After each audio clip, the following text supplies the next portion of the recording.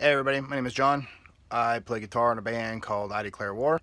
I'm here in my studio, and I was just going to show you how to use the Axe-Fx as two stereo effects processors for other things rather than guitar, like drums and vocals, and that's what we are going to do today. So the first thing you got to do is set up the Axe-Fx to look at two inputs. So you go over here, and I got it wired into the back, the inputs on the back. So what you got to do is hit this IO button. That brings you up to this screen right here. Page over one. Then you got to scroll down 1, 2, 3, 4 clicks and turn it to rear for your input one input source. Turn it on to rear. I know it's a little hard to see, but if you have an Axe-Fx and you've messed with this type of stuff before, you get what's going on. And then and then you're going to want to turn up all the way outputs 1 and 2 because they're both going to get used. So now here on Axe Edit, I've got two layers set up. There's this guy right here, and he's only looking at the left input. This guy here, another volume pan block, he's only looking at the right input.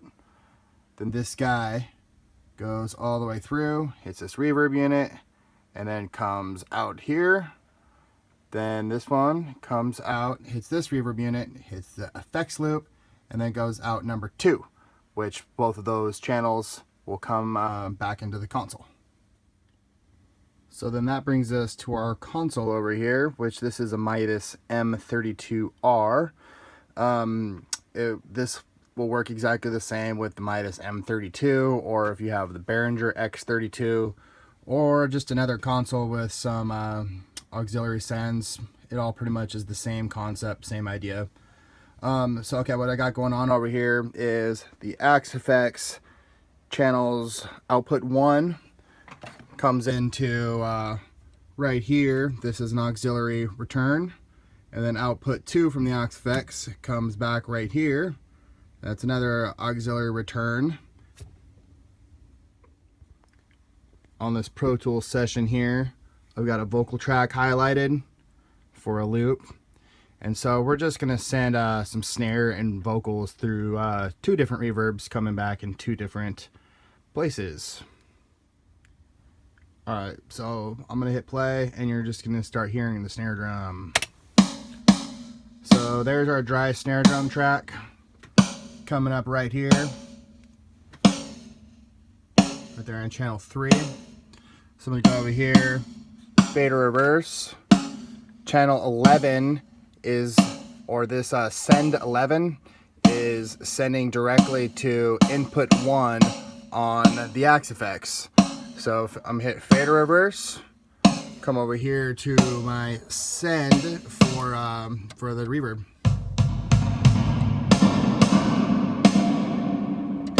So that is Axe-Fx reverb right there.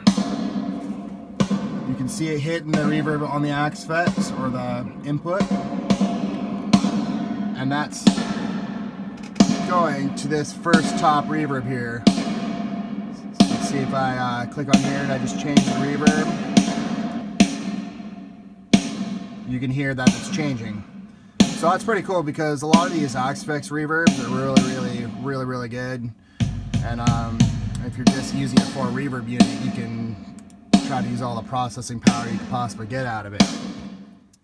Okay, to hit that second reverb for the vocals, this is bus 12 here. So I've got bus 12 coming out post fader, going into input 1 right on the Axe-Fx.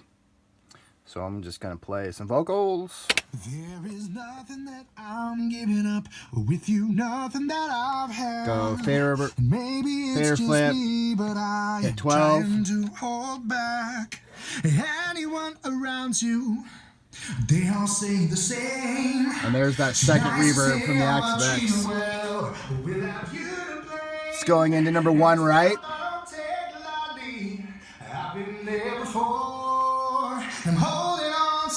And that's this second one right here. There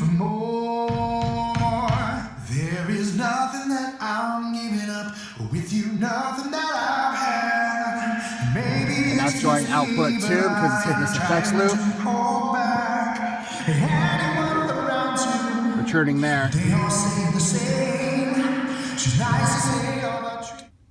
So then, if you want to, you can send them both at the same time, the snare and vocals, to this 2 separate reverbs, and that's going to sound like this. There is nothing that I'm giving up with you, nothing that this is me selecting the, maybe it's just me, that's the send to the first reverb, and that's the snare drum. Come over here to the second one. That's for the vocals, the big reverb. Bring that down a little bit. And you can see them both coming back right here. So that's me soloing out the snare drum reverb, the big Axe-Fx one. Then this is soloing out the reverb for the vocals. Then you can see down here on the Axe-Fx, it's hitting both left and right on input 1. And then both of them coming out stereo to the aux returns back here, so you can have the 2 different effects. And then you can go through when you have the effects that you like, and you can just print them back into Pro Tools or your other favorite DAW, but I prefer Pro Tools. That just goes to show one of the many uses of the Axe-Fx. That same concept with splitting the inputs left and right, coming out of the outputs 1 and 2, can work with 2 different guitars also. We've done that in the band with bass and guitar, the 2 guitars and 1 Axe-Fx. You can save money if you do it right. They sound really, really good. But yeah, that's just one way. You can throw an entire mix through the Axe-Fx, and you can essentially master it or use any kind of EQs or compression you want to do. Axe-Fx on any vocals or an entire mix or guitars or yeah, whatever. But yeah, I don't know. It's just kind of a cool thing that I've been messing with. But yeah, cool. Right on. I will see you guys around.